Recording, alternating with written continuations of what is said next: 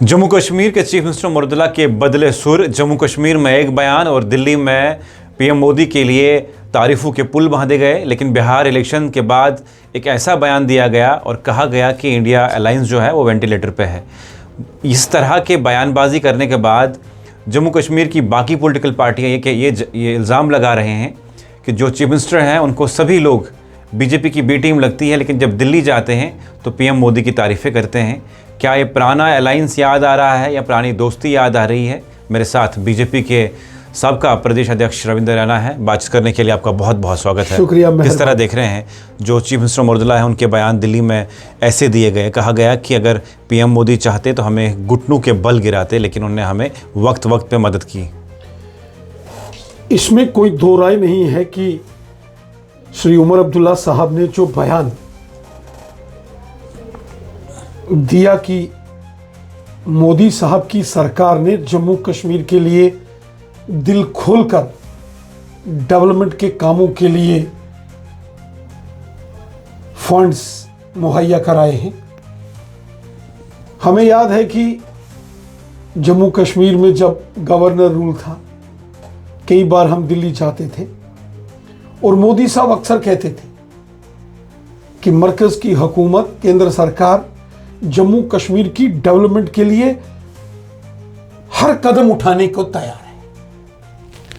जिस बात का जिक्र आज श्री उमर अब्दुल्ला साहब ने किया है कि पिछले एक साल में मोदी साहब की हुकूमत ने जम्मू कश्मीर के लिए दिल खोलकर डेवलपमेंट के लिए पैसा, फंड्स जम्मू कश्मीर को दिए हैं और जिसका नतीजा यहाँ बड़े पैमाने पर नेशनल हाईवेज, टनल्स, बिजली के काम, पानी के काम, रूरल डेवलपमेंट, गांव-गांव में डेवलपमेंट के काम चल रहे हैं। मोदी साहब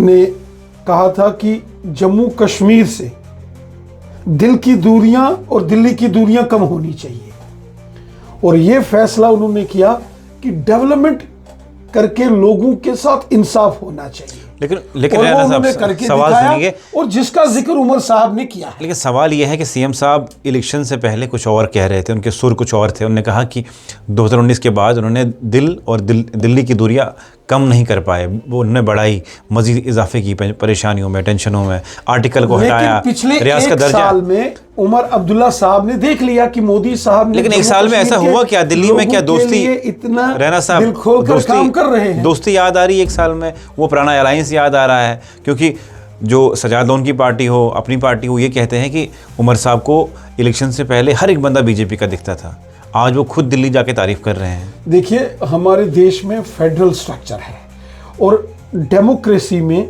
जमहूरियत में, जब एक स्टेट गवर्नमेंट या यूटी की गवर्नमेंट हो और मरकज में उसी पार्टी की गवर्नमेंट हो, उसी अलायंस की हो या उसके अपोजिशन की सरकार हो, जैसे जम्मू कश्मीर में उमर अब्दुल्ला साहब की सरकार है और बीजेपी जम्मू कश्मीर में प्रिंसिपल अपोजिशन पार्टी है, लेकिन दिल्ली में, मरकज में भारतीय जनता पार्टी की सरकार है। तो जम्मू कश्मीर हो या कोई और स्टेट हो, सेंट्रल गवर्नमेंट के साथ अच्छा तालमेल, अच्छा कोऑर्डिनेशन हर एक स्टेट या यूटी गवर्नमेंट का रहना चाहिए। वो जरूरी होता है, वो लाजमी होता है। बिना हाथ मिलाए नहीं चल सकता, बिना दोस्ती नहीं चल सकता। केवल जम्मू कश्मीर नहीं, आप देखो हिमाचल प्रदेश में कांग्रेस की सरकार है या तेलंगाना के अंदर कांग्रेस की सरकार है या तमिलनाडु में डीएमके की सरकार है, पश्चिम बंगाल में ममता बनर्जी साहिबा की सरकार है, जो हमेशा जिनकी सियासी बंदूकों चलती रहती हैं भाजपा पे। लेकिन जब स्टेट गवर्नमेंट्स के या यूटीज के और मरकज की, केंद्र सरकार के आपसी तालमेल की बात होती है या किसी स्टेट में, यूटी में किसी चीज़ की ज़रूरत हो, तो मरकज मदद करता है। और इसलिए इलेक्टेड चीफ मिनिस्टर्स अलग अलग स्टेट्स और यूटीज के, उनका कोऑर्डिनेशन मरकज के साथ रहना जरूरी होता ये ठीक है, for the betterment of people, लोगों को अच्छी तरीके से सिस्टम मुहैया कराने के लिए, लोगों को स्कीम्स का फायदा उठाने के लिए। लेकिन उमर साहब ने एक बयान दिया था कुछ महीने पहले, कहा कि बीजेपी कुछ भी करे हम उनके साथ अलायंस करने को तैयार नहीं है, बीजेपी जबरदस्ती घुसना चाहती है हमारे साथ अलायंस करने के लिए। की बात ही नहीं है। नहीं, उमर साहब ने एक बयान दिया था इस तरह का। मैं कहता हूं ये, और आप क्या उमर साहब के इस बयान को ये देख रहे हो कि यहां अलायंस होने वाला है? सवाल ही नहीं है। बीजेपी को अपोजिशन में बैठने का मैंडेट है। उमर अब्दुल्ला साहब और उनके कोalition पार्टनर्स को एक बड़ा मैंडेट जम्मू कश्मीर की अवाम ने दिया, और उस मैंडेट को लेने के लिए हालांकि उन्होंने अपने मैनिफेस्टो में बड़े बड़े वादे किए हैं, वो वादे अभी पूरे होने बाकी हैं। उस पर लोगों ने उनको मैंडेट दिया, इसलिए वो चुने हुए चीफ मिनिस्टर हैं, इलेक्टेड चीफ मिनिस्टर हैं। और इलेक्टेड चीफ मिनिस्टर अगर यूनियन कैपिटल में, राष्ट्रीय राजधानी में दिल्ली जाकर प्राइम मिनिस्टर साहब से, होम मिनिस्टर साहब से, या फाइनेंस मिनिस्टर से, या अलग अलग डिपार्टमेंट के मिनिस्टर से वो मिलते हैं, तो इसमें कुछ भी गलत नहीं है। इलेक्टेड गवर्नमेंट जो स्टेट्स और यूटीज की होती हैं, उनको अच्छा रिलेशन सेंटर गवर्नमेंट के साथ, मरकजी हुकूमत के साथ रखना होता है। वरना जब भी कहीं कोई डिजास्टर आ जाए, कोई मुसीबत आ जाए, कोई परेशानी आ जाए, तो उस वक्त स्टेट्स या यूटी गवर्नमेंट्स को मरकज की मदद चाहिए होती है। और जम्मू कश्मीर वैसे भी बॉर्डर स्टेट है, एक तरफ पाकिस्तान का बॉर्डर है, साथ में लद्दाख और के ऊपर चाइना का बॉर्डर लगता है। बड़ा मुश्किल तरीन दौर जम्मू कश्मीर के लोगों ने देखा है, और हमेशा मरकज की मदद जम्मू कश्मीर को रही है और आज भी है, जिसका जिक्र खुद उमर अब्दुल्ला साहब ने किया है। और उमर अब्दुल्ला साहब ने यह हकीकत बयां की है कि मोदी साहब ने जम्मू कश्मीर की डेवलपमेंट के लिए दिल खोलकर जो फंड्स, जो पैसा ज़रूरी था वो रिलीज़ किया है, चाहे वो गांव-गांव की डेवलपमेंट हो, सड़कें हों, प्रधानमंत्री सड़क योजना हो, बड़े हाईवेज, टनल्स, लोगों को, गरीब लोगों लेकिन के इल्जाम भी मकान, लगाया, प्रधानमंत्री लेकिन आवास योजना। आप पे इल्जाम भी लगाए, ये कहा कि लोगों ने चुना, आपने खुद ही कहा कि उनको लोगों ने चुना तो सरकार बनाई, लेकिन कहा कि जिनको दिल्ली ने भेजा है, अब यहाँ पे दो हुकूमतें चल रही हैं, एक इलेक्टेड है, एक सिलेक्टेड है, और ये दोनों हुकूमतें आपस में काम नहीं कर पा रही और लोगों को परेशानियां हो रही हैं। देखिए, जहां तक बात अफसरशाही चल रही है, किस तरह के एलिगेशन लग रहे हैं?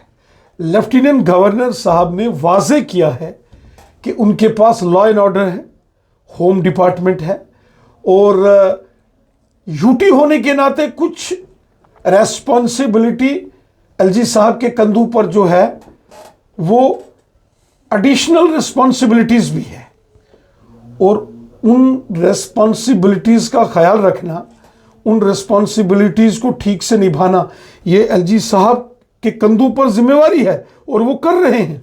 अगर वो उन रेस्पॉन्सिबिलिटीज को छोड़ देंगे तो भी प्रॉब्लम हो जाएगी। उमर अब्दुल्ला साहब को जो मैंडेट मिला है, उसके बाद उन्होंने सरकार बनाई है, फाइनेंस डिपार्टमेंट उनके अंडर है, अलग अलग डिपार्टमेंट्स को फंड्स एलोकेट करना, अलग अलग स्कीम्स को चैनलाइज करना उनका काम है। लेकिन दिल्ली फंड्स देगी नहीं तो क्या करेंगे? उसमें एलजी साहब की कोई रोक टोक नहीं है। लेकिन दिल्ली से फंड्स एलोकेट नहीं होगी तो क्या करेंगे बताइए? जो मैनिफेस्टो में वादे किए वो कैसे पूरे करेंगे? देखो, जो मैनिफेस्टो नेशनल कॉन्फ्रेंस ने बनाया था इलेक्शन के वक्त, जिस मैनिफेस्टो पर उनको थंपिंग मेजॉरिटी में वोट्स मिले हैं, वो पूरा करना उनकी जिम्मेवारी है। उस मैनिफेस्टो में उन्होंने कहा था कि बिजली फ्री देंगे, हर साल 1 लाख नौकरियां, तो 5 सालों में 5 साल नौकरी देंगे। उन्होंने कहा था डेली वेजेस को परमानेंट करेंगे, राशन डबल मुहैया कराएंगे, जो अनएम्प्लॉयड यूथ है उनको महंगाई भत्ता हर महीने का 5,000 रुपया महीने का देंगे। जो सोशल वेलफेयर पेंशन्स जो मोदी साहब देते हैं हर महीने, उन्होंने कहा था हम डबल करेंगे। तो ये कोई फैसला अभी तक इस पर वो निर्णय नहीं ले सके हैं।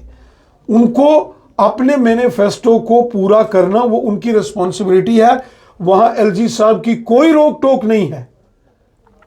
रही बात डेवलपमेंट के कामों में मरकज की, मोदी साहब की सरकार की मदद, तो उमर अब्दुल्ला साहब ने खुद इस बात को वाजे कर दिया है, साफ साफ उमर साहब ने कह दिया है कि मरकज की मोदी साहब की सरकार ने दिल खोलकर डेवलपमेंट के लिए फंड्स दिए हैं जम्मू कश्मीर को, और जिसका शुक्रिया उमर अब्दुल्ला साहब ने मोदी साहब का शुक्रिया सबके सामने किया। उमर साहब ने शुक्रिया तो किया, लेकिन उन्होंने वो ये भी कहा बिहार इलेक्शन के बाद कि इंडिया अलायंस वेंटिलेटर पे है। तो क्या हम समझें कि बीजेपी के साथ जो दिल्ली की और उमर साहब की दूरियां हैं वो ख़त्म हो रही हैं, क्योंकि बार बार ये बयान आ रहे हैं। बिहार के बाद ये बयान आया कि इंडिया अलायंस वेंटिलेटर पे है। किस तरह देख रहे हैं आप इनको? देखिए, जहां तक इंडी ब्लॉक की बात है, जो कांग्रेस और उसके जो साथी हैं, सारा देश जानता है कि इस वक्त कांग्रेस पार्टी का लगभग पूरे देश से सफाया हो रहा है, हो चुका है। एक दो स्टेट्स को छोड़ दो तो पूरे देश में कांग्रेस का कहीं भी कोई नामो निशान नहीं बचा है। इसलिए उमर अब्दुल्ला साहब ने ठीक कहा कि कांग्रेस समेत जो इंडिया अलायंस, इंडी ब्लॉक के जो पार्टनर्स हैं, वो इस समय वेंटिलेटर्स पर हैं। बिहार हो, राजस्थान, महाराष्ट्र, मध्य प्रदेश, गुजरात, आप दिल्ली, हरियाणा, उत्तर प्रदेश, लगभग पूरे भारत से इस वक्त कांग्रेस का सफाया हो चुका है। और उमर साहब ने ठीक कहा है, कांग्रेस और उसके तमाम जो साथी दल हैं, जो उनके कोalition जमाते हैं, वो इस समय वेंटिलेटर पर हैं और बहुत मुश्किल तरीन दौर से हैं। लेकिन ये बताइए, कांग्रेस की आपने बात कही, कांग्रेस के प्रेसिडेंट जो है तारिक हमीद कर्रा साहब, वो कहते हैं कि हम इनकी मीटिंग में जाएंगे नहीं जब तक हाईकमांड से ऑर्डर नहीं आएगा। हम उनको, और ये भी सुनने में आ रहा है कि कांग्रेस शायद इनका समर्थन निकाले। तो क्या कांग्रेस भी जानती है कि अब उमर साहब आहिस्ता आहिस्ता वो दिल्ली की तरफ रुख कर रहे हैं, दोस्ती का हाथ बढ़ा रहे हैं? क्योंकि बार बार एलिगेशन लगाए गए आपकी पार्टी की तरफ से कि ये हमारे दिल्ली के दरवाज़ों पे आते हैं, लेकिन हम इनसे हाथ नहीं मिलाते हैं। देखिए, जहां तक बात कांग्रेस की है, कांग्रेस और नेशनल कॉन्फ्रेंस ने 2024 का असेंबली इलेक्शन मिलकर लड़ा था। वो इस वक्त एक दूसरे पर इल्ज़ाम तराशी करते हैं, या दोनों जमातों में, नेशनल कॉन्फ्रेंस और कांग्रेस में अगर तलखियां बढ़ रही हैं, इल्ज़ाम तराशी तेज हो रही है, तो ये उन दोनों कोalition पार्टनर्स का अपना मामला है। लेकिन एक बात पक्की है कि गड़बड़ तो है, और दोनों जमातों में इस वक्त तलवारें मयान से बाहर निकल चुकी हैं। अब उस घर को, उस सिस्टम को ठीक रखना वो उनका काम है, वो बीजेपी का काम नहीं है। लेकिन बीजेपी मेन अपोजिशन जमात है, और अपोजिशन में रह के जम्मू कश्मीर की आवाम की बुलंद आवाज बन के काम करना, लोगों के मुद्दे, लोगों के इश्यूज, लोगों को दरपेश जो मुश्किलातें हैं, उनको सरकार के सामने लाना, सरकार यहाँ गलत फैसला करेगी तो सरकार को जगाना, ये बीजेपी का जम्मू कश्मीर में काम है, और हम अपना काम बाखूबी कर रहे हैं। अब कांग्रेस और नेशनल कॉन्फ्रेंस आपस में लड़ रही हैं, तो ये सवाल उनसे पूछा जाना चाहिए कि इलेक्शन आपने इकट्ठे लड़ा, तो क्या मजबूरियां हो गई कि एक साल के अंदर अंदर दोनों जमातों ने तलवारें मयान से बाहर निकाल ली? क्या जरूरत पड़ी कांग्रेस के तमाम सीनियर लीडर्स को ये कहने की कि अब हम इस सरकार में रहेंगे या नहीं रहेंगे? सोचेंगे। लेकिन सवाल ये भी है कि जिस तरह से अब आप कहीं चाय पीने जाओ, कॉफ़ी पीने जाओ, या कई लोगों से मिलो बाहर, आप भी मिल रहे हैं लोगों से, हमेशा लोग एक सवाल पूछते हैं कि सरकार कब टूटेगी, कब गिरेगी। मतलब इस तरह का क्यों बन रहा है? बीजेपी जम्मू कश्मीर में अपोजिशन में नहीं, इस तरह का क्यों बातें चल रही हैं? लोग, हर एक लोग ये सवाल पूछते हैं कि सरकार कब गिरेगी, सरकार कब गिरेगी। कारण ये है कि उसका कारण, ये सही सवाल पूछ रहा हूं मैं। अगर जम्मू कश्मीर के लोग, जम्मू कश्मीर के अवाम अगर ये सवाल पूछती है कि ये सरकार का मुस्तकबिल क्या होगा, जम्मू कश्मीर की सरकार कब तक चलेगी, तो इसका मतलब ये है कि जम्मू कश्मीर की हुकूमत जो है वो लोगों की उम्मीदों पर खरा नहीं उतर रही। इसका मतलब कि लोगों का विश्वास इस हुकूमत से उठ रहा है। इसका मतलब यह है कि लोग ये समझने लगे हैं कि इस सरकार से उन्हें कोई ज़्यादा तवक्को या उम्मीद नहीं रखनी चाहिए। ये एक परसेप्शन बिल्ड हो रहा है पूरे जम्मू कश्मीर में। चूंकि एक तरफ नेशनल कॉन्फ्रेंस और कांग्रेस उन्होंने मिलकर इलेक्शन लड़ा, और इलेक्शन के रिजल्ट आने के बाद जब सरकार बनाई गई तो कांग्रेस सरकार का हिस्सा नहीं बनी, और एक साल आते आते कांग्रेस पार्टी के जो यूटी प्रेसिडेंट हैं उनको यह कहना पड़ा एक धमकी भरे अंदाज में कि वो इस हुकूमत के साथ रहेंगे या नहीं रहेंगे, ये फैसला जो है उन्होंने मरकज के अंदर अपनी लीडरशिप को शायद बोला है। तो इससे क्या होता है कि एक मिसट्रस्ट, एक अविश्वास लोगों में पैदा होता है, और इसलिए लोग सोचते हैं पता नहीं ये सरकार लेकिन 1 साल चलेगी, 2 चलेगी, 6 महीने चलेगी, कब तक चलेगी। यहां तक बात बीजेपी की है। बीजेपी मेन अपोजिशन पार्टी है, हम अपोजिशन में बाखूबी अपना काम कर रहे हैं। लेकिन ये बताइए, आप अपोजिशन में यहाँ पे हैं, लेकिन अब पूरे हिंदुस्तान में आपकी सरकार है, और जिस तरह से एमजी नरेगा का नाम चेंज किया गया, और उसके बाद कांग्रेस ने एलिगेशन लगाया है कि इनने महात्मा गांधी का नाम नहीं हटाया बल्कि करेंसी से भी महात्मा गांधी का फोटो हटाना चाहते हैं।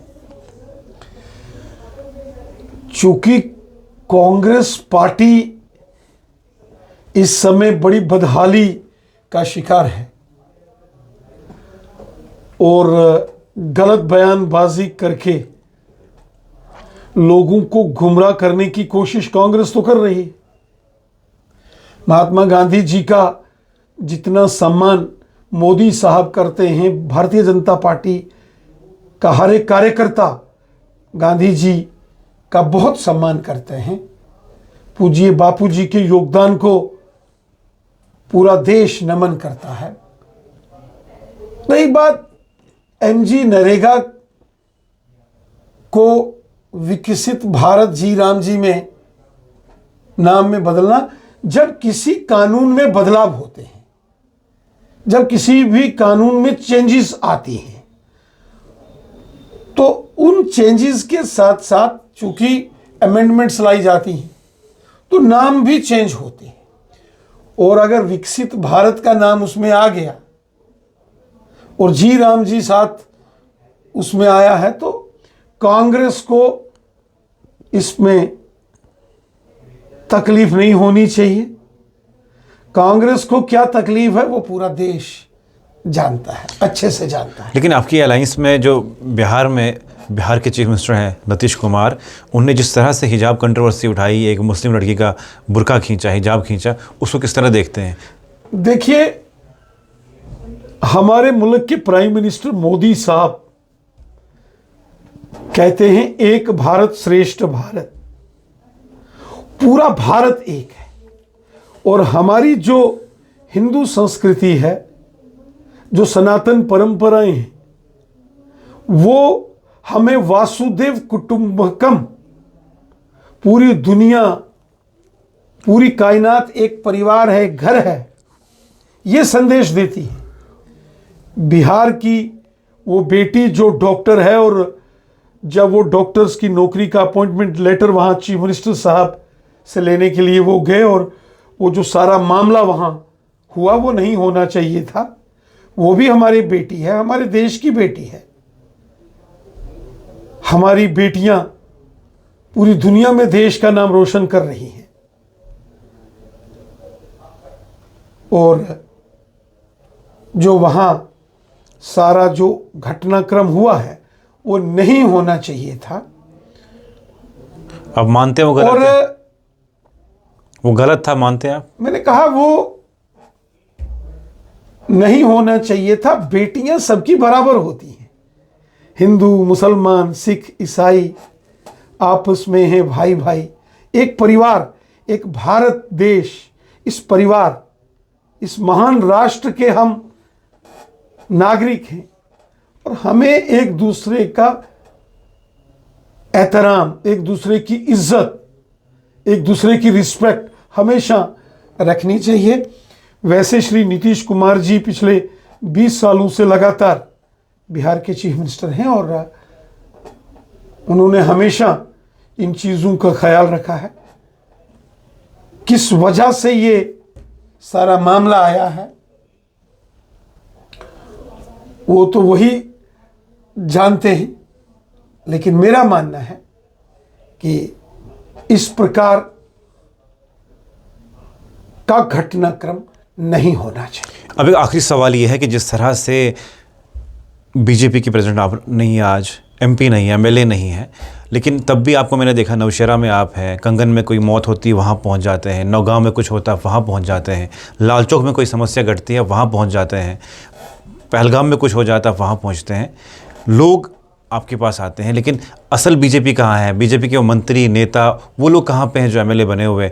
आप हर जगह घूम रहे हो आज भी, और मैंने कई चैनलों पे देखा कि आज भी आपको कहा जाता है कि बीजेपी के प्रेसिडेंट ने आज दौरा किया। जम्मू कश्मीर के बड़े बड़े न्यूज़ चैनल्स आज भी आपको बोलते हैं कि जम्मू कश्मीर के प्रदेश अध्यक्ष, असली बीजेपी जो है आजकल प्रेसिडेंट है या एमएलए हैं वो कहाँ पे हैं? सारी की सारी बीजेपी असली है। बीजेपी का हर एक कार्यकर्ता बड़ी मेहनत से काम करता है।